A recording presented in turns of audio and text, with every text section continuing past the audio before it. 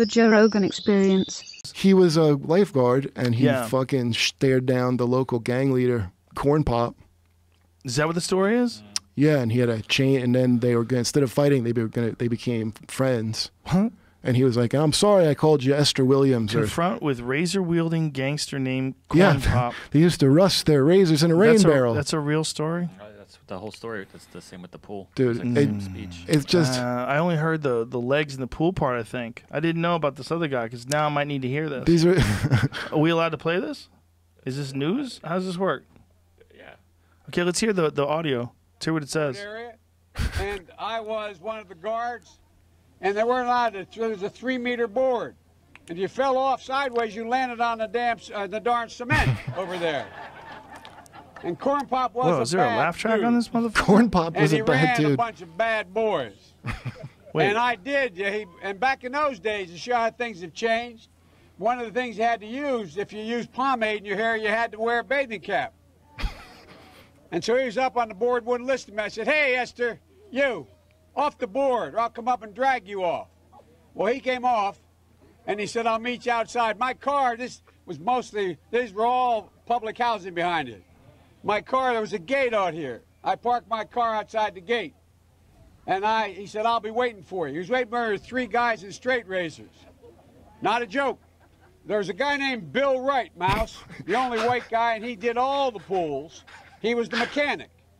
And I said, "What am I going to do?" He said, "Come down here in the basement where mechanics, where all the pool filter is.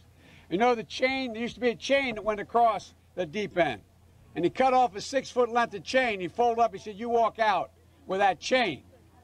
And you walk to the car and say, 'You may cut me, man, but I'm going to wrap this chain around your head.'" I said, "You kidding me?" He said, "No, if you don't come back." And he was right. So I walked out with the chain. And I walked up to my car. And they had, in those days, you used to remember the straight razor. You'd bang them on the curb, get them rusty, put them in a rain barrel, get them rusty. And I looked at him, but I was smart then. I said, "First of all," I said, "when I tell you get off the board, you get off the board, and I'll kick you out again, but I shouldn't have called you Esther Williams. I apologize for that." Pause this for a second. Pause this for a second. Do you know who Esther Williams is? We're almost done. We're almost done. Go ahead, keep it going for a second. It's only a few more seconds to go. It's going to work. He said, "You apologize to me?" I said, "I apologize for that, not for throwing you out, but I apologize for what I said." He said, "Okay." He closed the straight razor, and my heart began to beat again.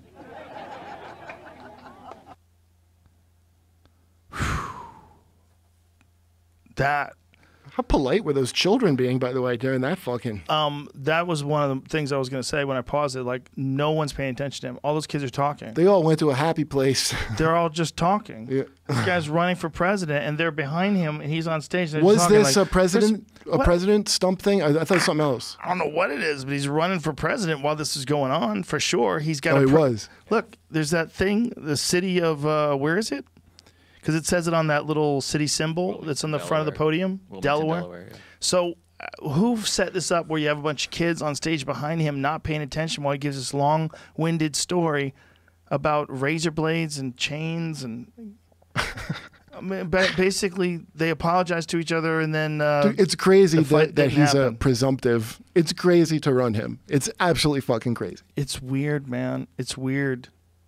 You know what's interesting? It was interesting talking to Owen Smith yesterday, because I love Owen. He's a really brilliant comedian. Oh yeah, I know. Brilliant comedian, like one of the best guys I know. Yeah. And we were talking about it, and he said, "I like Biden makes me feel like things would be normal again." Like, I think he's saying the people that will go for Biden, and that's not a small amount of people. Yeah, there's like some Obama rubbed off on it, but Biden was never a guy who was going to get elected before that. He's certainly not now.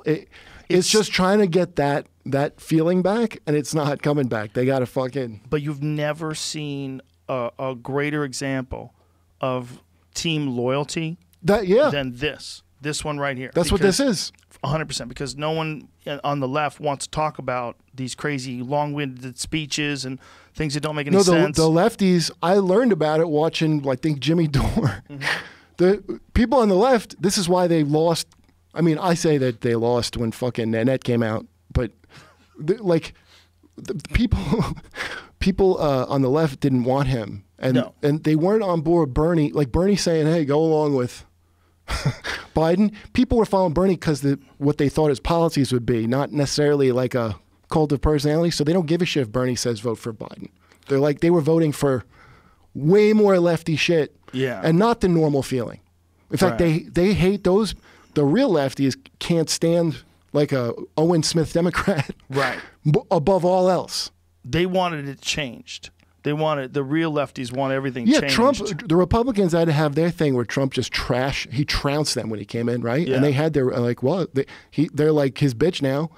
And so they had that fight. There's no one, Bernie was never going to do that with the Democrats. But isn't it crazy that it's all about likability and electability? Like, that's really what it's all about.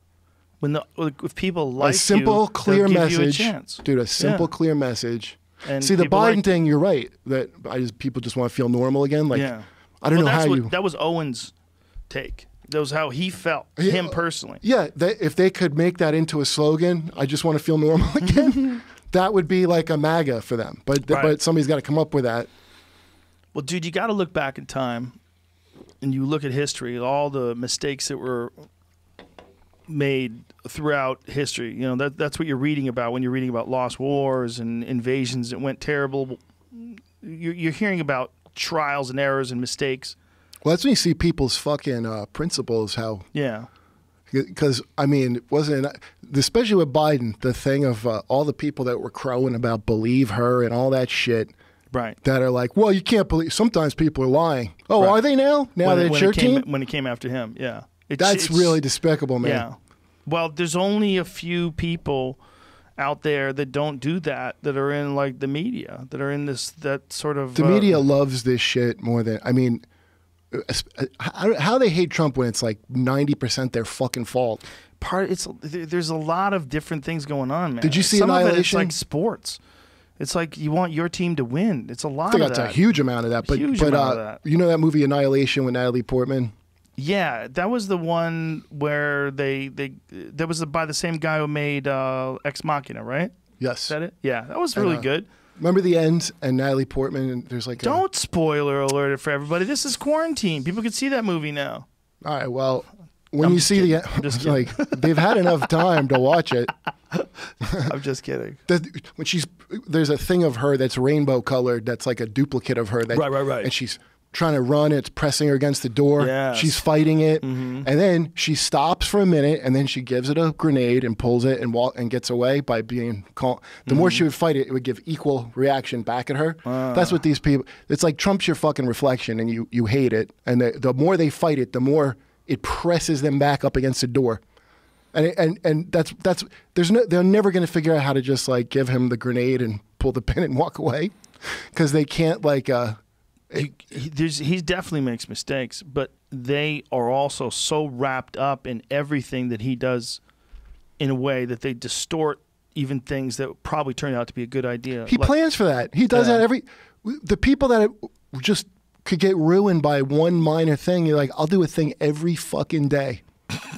And what are you going to do? And people like, they just go, like a bunch of people just don't follow him, or they like, it's genius, dude.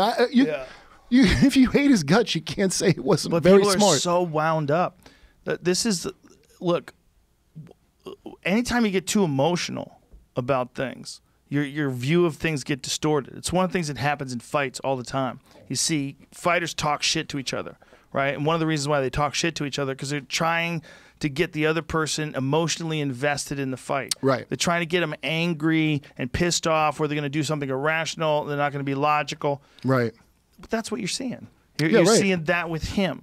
You know, instead of them analyzing it, it's like everything is a personal affront, and he's like a demon that must be slain. That's people that vote for a feeling like that Obama feeling. That's why it's such an offense. It's not about anything Obama did or didn't do. It's the feeling that people got. It's been offended. Right. Well, that's what they want that back. Always said about him, like, forget about his policies. Like, he was a great statesman. The way he would talk. Yes, that's the thing. Yes. He was reserved, and he was articulate and smooth. And when you would hear him talk, you'd be like, that's an excellent representation of the United States. Like, perfect. Right. That's one of our top dudes.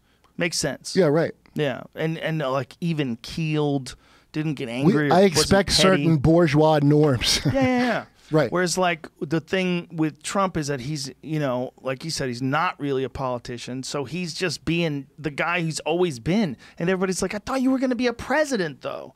I thought you were going to act like we need, because you want to be called POTUS. I thought people got him for specifically the opposite of that. It's like, and that shit's done now. So people still want the West Wing or whatever the fuck, like...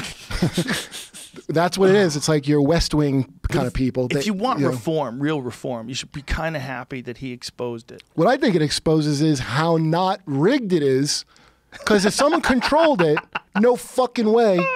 Do you know what I mean? They only control some of it. You can, based on the fucking of Bernie and him getting in. Not that Bernie was going to win. The fucking of Bernie, though, it's crazy. It's like you're watching in Bernie's real not time. fit to be president. Listen. If you get bulldozed like that, you're not. You're right. I think he's a genuinely good man, which is why too. he's unfit to be the president. Yeah. You can't. This is not a job for that. Well, this is one of the reasons why they're so scared of Tulsi Gabbard. It's because she doesn't lay down like that. You see, once she had that moment with Kamala Harris in the debates. Oh yeah, she's that was great, by the way. It was fucking amazing. Instead of saying, "Wow, this lady is dynamic," they're like, "Oh shit, we can't really control her." Right. She's going to attack our top lady. Yeah, that's a panicky She's going feeling. after people. She's saying things that, you really, if you want your team to win, you're not going to give up those cards so early. Well, they haven't. There's an internal thing you got to settle with all the people that are actual left that are like mad, and they want their Trump. Yeah, right. They're not going to go along with the same because I think a lot of like just liberals don't get that the lefties hate you more than they hate a Nazi. They hate you more than any right winger, just a regular liberal. That's who they want to get them. That's why they turn on Ellen or whoever the fuck. Yeah, because they're waiting to have a reason to turn on you.